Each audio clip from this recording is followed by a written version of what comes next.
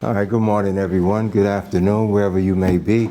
Definitely like to kick off things the way that I like to kick them off, and just like taking that deep breath, USA. And what we're doing with that breath today, we're here at a men's health conference.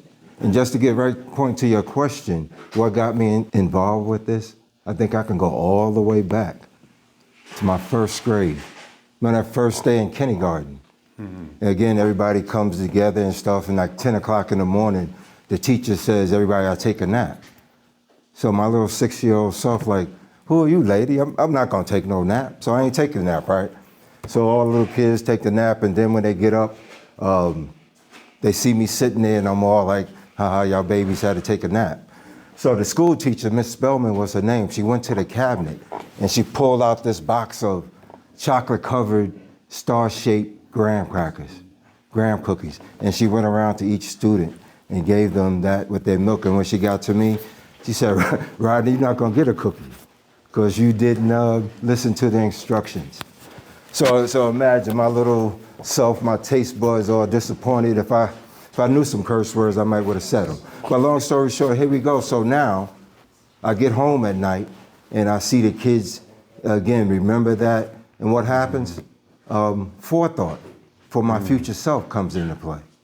And so I start to think about how good that cookie would taste. So of course the next morning teacher say take a nap. Of course I take the nap, and when I get up I get the cookie. Everybody happy. So what really happened? The reward system was introduced. If I do this, I'll get that. Right. But what also happened again, forethought for my future self. Me thinking about something that I wanted in my future. But what really happened, what we don't know, and this is the type of things that need to be known because it happens all in life. Miss Spellman, of course, knew exactly what she was doing. Classical conditioning. So now when we start to talk about my first experience, as I look back on my life of neuroscience, and again, just that type of conditioning. So this is the deal, not knowing these things. Of course, after first grade, Miss Spellman was my teacher about reward system. So now growing up in New York, Brooklyn, New York, they became my teacher of the reward system. If I do this, I'll get that. And those are just further stories as we get along. But anyway, this is not a shameless plug, but it is the truth. Lessons from the School of Hard Knocks is about my journey from Brooklyn, New York, to retiring as a robotic engineer in aerospace and everything in between. 20 years prison ministry. I've seen the same human mind make the same human mistakes that gets the same human body incarcerated. And to tie this all up, again, we have some gentlemen that's going to be coming on next when we start to talk about mental health, God's brain, and I look forward to hearing from them. So if you have one more question. I do. Let's actually talk about the brain's role in mindset. You were kind of talking about that. So how does the prefrontal cortex really influence our ability to set and achieve goals in life? Okay, so this is a very good question. And we use the word prefrontal cortex. And you say that in everyday language.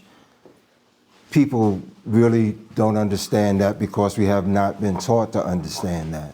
And that's why this type of conference, where we get to use the word prefrontal cortex, and now we get to the subheadings. Prefrontal cortex is nothing more to the place where you make your executive decisions, where you add stuff up before you do what you do. Yeah, I love how you break it down where it's understandable and digestible. And that was one of the things, again, we want to understand. Words, labels, and phrases. They're designed to make the human mind visualize something. So if you was taught what a word is, what it means, and how to feel about it, again, that's the way it is. So just understand that when we talk about executive decisions, information comes in, our prefrontal cortex looks at it, makes an executive decision, but not only that, it gets help from the hippocampus, the place where the memories are. It gets help from the occipital lobe, the places where the visions are. Then all that bounces back into the prefrontal cortex. So now you start to see how this fits in into your mindfulness, how this fits into the stories we tell ourselves from what we perceive from the outside world. Yeah. Thank you for that. Yeah. The amygdala often gets a bad rap for its role in fear. You were kind of talking about, those different places in the brain. And so can you explain how a well-regulated amygdala can actually help us embrace growth and overcome challenges in our life? Okay, I sure can. This is the word amygdala. Sometimes that's even hard to pronounce because we have not been introduced to it. And the biggest thing when they talk about the amygdala and what they might say, of course, is where the fight or flight happens at. And that's all the information that they give us. But again, this type of conference is going to break down what the amygdala is when we talk about fear and emotions and everything that goes into those decision making before the cortisol starts to flow. And that's how we're going to be able to stop some things even before they start, just by breaking that whole thing down. And I look forward to that. So with that said, my amygdala, my prefrontal cortex, looks forward to hearing from the other men we have on the panel. So as we transition, y'all guys stay tuned. This is going to be a great day.